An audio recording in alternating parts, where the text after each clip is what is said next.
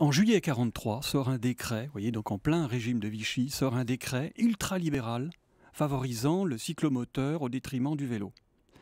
Évidemment, ce n'est pas un hasard, hein, c'est le lobbyiste des fabricants de cyclomoteurs qui est à la manœuvre et qui profite de des troubles de la guerre pour mettre en avant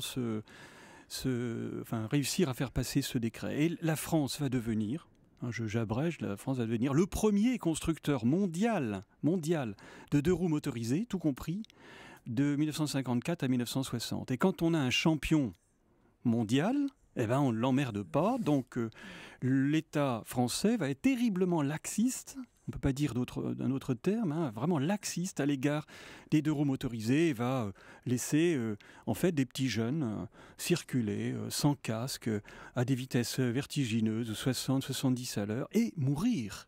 Et d'ailleurs, en masse sur les routes. En France, on a toujours dit, on a parlé des accidents de deux roues. Et pour mettre le vélo dans le coup, en fait, oui. Alors que la plupart des accidents tragiques c'était sur des vélomoteurs ou des motos, mais elles étaient beaucoup plus rares. Le deux roues motorisé a connu un tel succès qu'il est devenu majoritaire, le seul pays en Europe ayant plus de deux roues motorisés que de cyclistes dans les années 70, c'est la France. Partout ailleurs, il y a plus de cyclistes que de deux roues motorisés. Et évidemment, alors, face à cette situation, les pouvoirs publics ont commencé à parler de deux roues légers. Et il fallait dire pour vélo, on n'avait pas le droit de dire vélo quand j'ai commencé mes recherches, il fallait dire deux roues légers non motorisés. Et on vous reprenait dans les colloques si vous disiez vélo. C'était un mot véritablement tabou. Le vélocipède date du 19e siècle. Vous en faites l'historique également. Oui, alors, en fait, cet encouragement du deux roues motorisé s'est fait au prix de dizaines de milliers de morts supplémentaires par rapport à un pays comme l'Allemagne.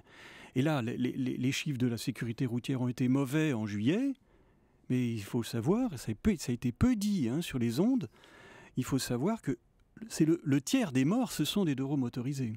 Encore aujourd'hui, c'est encore un scandale aujourd'hui. Alors que ça représente 1 à 2% de la circulation routière, les deux roues motorisées, pas plus.